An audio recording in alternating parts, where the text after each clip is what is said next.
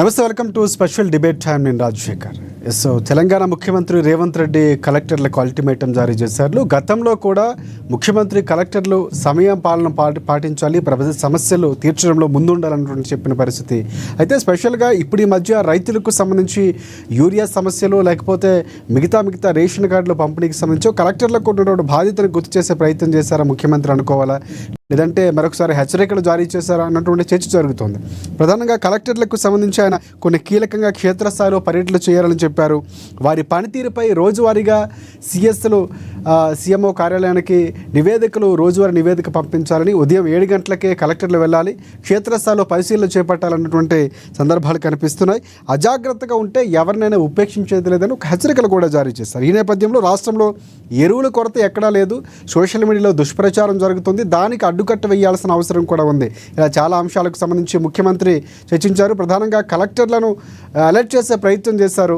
So దీనికి సంబంధించి ఈరోజు మనం డిబేట్ పాయింట్ కంటిన్యూ చేద్దాం. మనతో పాటు ప్రముఖ రాజకీయ విశ్లేషకులు బండారు రామ్మోహన్ రావు గారు మనకు అందుబాటులో ఉన్నారు. వారికి ప్రత్యేక నమస్కారం. అలాగే బీఆర్ఎస్ పార్టీ నుంచి రామ్మోహన్ గారు మనకి జాయిన్ అయ్యారు, వారికి కూడా ప్రత్యేక నమస్కారం. అలాగే కాంగ్రెస్ పార్టీ నుంచి టీపీసీసీ అధికార ప్రతినిధి డాక్టర్ శివకుమార్ లాల్ గారు కాసేపట్లో జాయిన్ కాబోతారు, వారికి కూడా నమస్కారం. ముందుగా మనం ఒకసారి రాజకీయ విశ్లేషకులు బండారు రామ్మోహన్ రావు గారికి వెళ్దాం.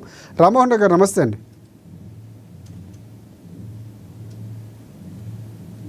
రాజశేఖర్ గారు వినొస్తుంది కదా?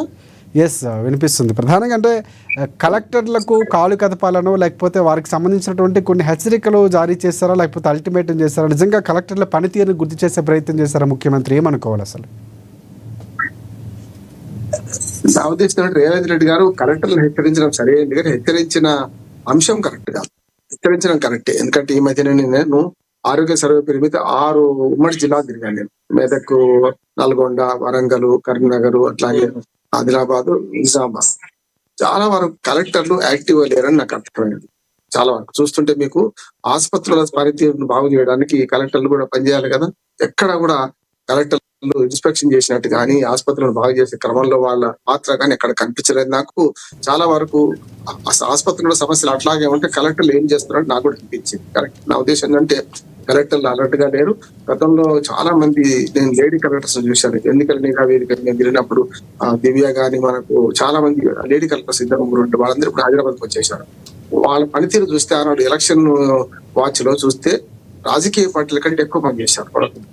మరి అట్లా ఎందుకు లోపించింది ఆ కలెక్టర్ల ఉత్సాహం పెట్టిపోయింది అనేది 33 జిల్లాలు అయిన తర్వాత ఎట్లా ఉంది అనేది ఆయన మాటల్లో కలెక్టర్లు సరిగ్గా స్పందిస్తలేరు అనే సమస్యల పట్ల అనేది నిజం. కానీ ఎరువుల విషయంలో అంటే అంశం తప్పదు. మిగతా విషయాలలో నేను వార్తను ఏకీభవిస్తున్నాను.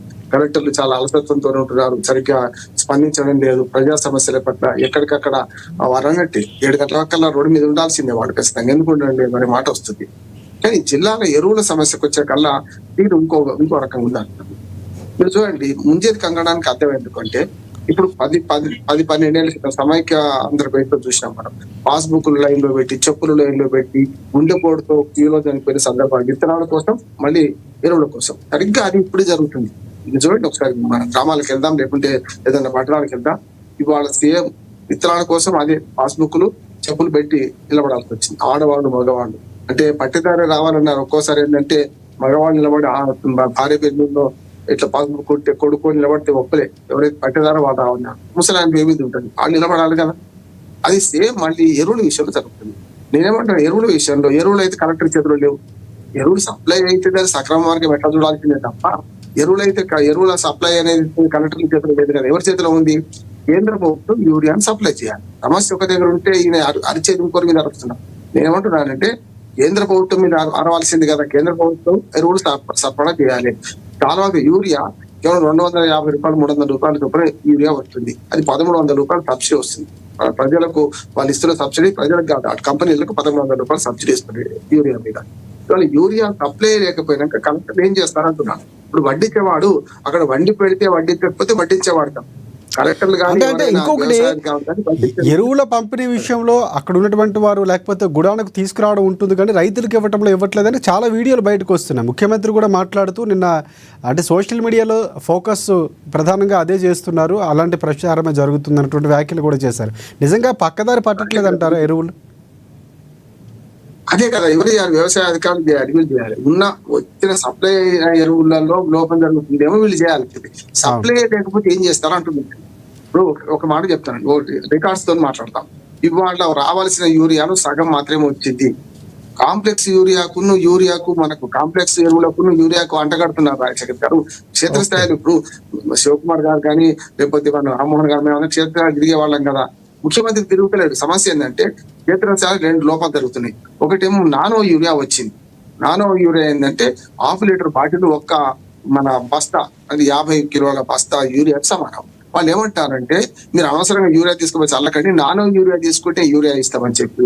నానో యూరియాకు అవగాహన ముఖ్యం. రైతులు ఏమనుకుంటున్నారు, అది వస్తుందో రాదు దిగుబడి. నిజంగా చెప్పండి, నానో యూరియా కరెక్ట్ అంటున్నారు. ఎందుకంటే రవాణా ఖర్చు తప్పుతాయి. ఆ 1/2 లీటర్ యూరియా తీసుకపోతే బస్తా మొత్తుకోవడం తప్పుతాయి. ఇవన్నీ ఉన్నాయి కరెక్టే.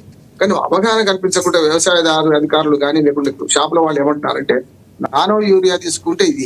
అట్లాగే కాంప్లెక్స్ ఎరువులు 2% అంటే 2 బస్తాల కాంప్లెక్స్ ఎరువు తీసుకుంటే 1 బస్తా యూరియా ఇస్తా అంటున్నారు. 2 బస్తాల కాంప్లెక్స్ ఎరువులు 2 బస్తాలు పడతాయా? వదిలే యూరియా వినియోగమే తక్కువ చేయాలి రాజశేఖర్ గారు. ఇప్పుడు నేను వ్యవసాయదారుని చెప్తున్నా, యూరియా వినియోగం చాలా తక్కువ చేయాలి. మనం అనవసరంగా చదివితే యూరియా సగం గాలిలో కలిసిపోతుంది. అదే నానో యూరియా అయితే ఆకుల మీద పడుతుంది, ఆ యూరియా పనికి వస్తుంది, అంటే ఎక్కువ ఉపయోగంలోకి వస్తుంది. కానీ దాన్ని ప్రచారం చేయాల్సింది ఎవరు? ప్రభుత్వాలు కదా. కనుక ఇవాళ 2 లోపాలు జరుగుతున్నాయి. ఒకటేమో వచ్చే కోటా సగమే వచ్చింది, లేకపోతే 60% వచ్చింది, కొన్ని చోట్ల 60% వచ్చింది. మీరు అన్న అక్రమాలు జరుగుతున్నాయి. ఎవరైతే షాపుల ఓనర్లు ఉన్నారో వాళ్ళు ఏం చేసిన వచ్చిన యూరియాను అమ్ముకునే క్రమంలో 100 రూపాయలు 200 రూపాయలు బస్తాకి ఎక్కువ చేసుకుని అవసరం కదా. ఇప్పుడు ఈ మధ్యన వర్షాలు 3-4 రోజులకే వర్షాలు పడుతుంది తెలంగాణలో. యూరియా అవసరం పెరుగుతుంది. అందరూ ఒకేసారి డిమాండ్ సప్లై తేడా వస్తుంది. అందరూ ఒకేసారి యూరియా ఇద్దాం అనుకుంటున్నారు. లేకపోతే ఏమవుతుంది అంటే నీళ్ళు ఎక్కువైతే, ముఖ్యంగా రేగడి పొలాల్లో అయితే, మెట్ట పంటల్లో అయితే మొక్కలు నేసింది చాలా మంది, పత్తి నీళ్లు నిలిస్తే యూరియా వేస్తే వెంటనే పచ్చగా అవుతుంది, లేకపోతే ఎర్రగా మారిపోతుంది. అది ఏది మన నీళ్లు కింద నిలిచేవారు కాదు, నీళ్లలో కూడా యూరియా వేసి వస్తుంది కనీసం మొదల దగ్గర చేసేసుకుంది. అందుకని వాడు యూరియా కొరత ఉన్నదా లేదా, వాస్తవం కాదా? ఇప్పుడు సోషల్ మీడియా అంటున్నారు కదా, పోయి మన పట్టణాలు తిరిగి చూడమనండి వీళ్ళని. ఇప్పుడు ఈ పత్రికలు ఉన్నాయి కదా, వీడియో పెట్టండి, మీరు ఒక 10 ఊళ్ళకి పంపండి చూద్దాం. వాళ్ళందరూ కూడా చెప్పులు పెట్టుకొని లేకపోతే పాస్బుక్లు అక్కడ పెట్టుకొని నిలబడరా, వర్షాలు తరుస్తున్నారని చెప్పండి. ఇప్పుడు ముందేదికంగా అర్థం అవసరం లేదు. జరుగుతున్న వాస్తవాన్ని కప్పుచ్చి మేము ఏదో చేస్తున్నాం కానీ కలెక్టర్లు చేయడం లేదంటే వన్డే బాధ్యత ప్రభుత్వానికి. రైట్. ఆ ప్రభుత్వంలో భాగమైన వడ్డించే బాధ్యత వాళ్ళది. ఈ 2 గమనించండి. మిగతా విషయాలని ఒప్పుకుంటా, కలెక్టర్ల పనితీరు సరిగా లేదు, రేవంత్ రెడ్డి గారు అన్నది ఒప్పుకుంటున్నారు. కానీ ఈ విషయంలో మీరు సప్లై చేయకుండా వాళ్ళు ఎక్కడి నుంచి తీసుకురమ్మంటారు, ఎక్కడి ఆకాశం నుంచి పుట్టిమంటారు యూరియాను? కనుక అది సరైనది కాదు. రైట్ రామ్మోహన్ రావు గారు, ఒకసారి మనం కాంగ్రెస్ పార్టీ దగ్గరికి వెళ్దాం. టీపీసీసీ అధికార ప్రతినిధి